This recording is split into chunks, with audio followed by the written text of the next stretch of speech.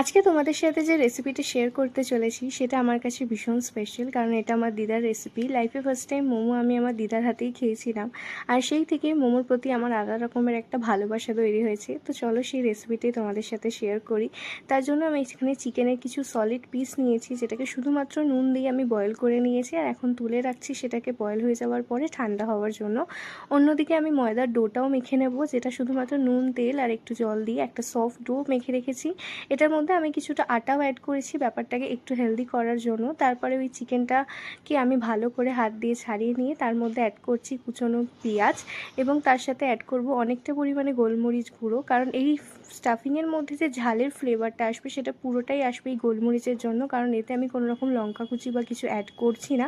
আর add করব সামান্য নুন। ব্যাস, আমাদের স্টাফিং রেডি। তারপর একটা ছোট্ট লেচি কেটে নিয়ে আমি এটাকে ময়দা দিয়ে ভালো করে বেলে নিচ্ছি, একদম ছোট্টভাবে, একদম পাতলা করে। তারপরে এর মধ্যে স্টাফিংটা দিয়ে আমি এখন একটা মনের মতো শেপ দিচ্ছি। তোমরা তোমাদের মনের মতো শেপ দিতে পারো।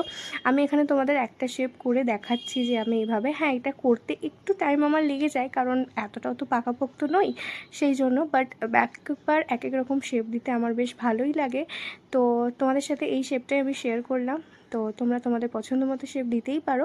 এইভাবেই আমি বাকিগুলো রেডি করে নিয়েছিলাম, এই কিছুটা অন্য শেপও দিয়েছিলাম। এইভাবে রেডি করে নিয়ে আমি আগে থেকে কিছুটা জল গরম করতে বসিয়ে দিয়েছিলাম।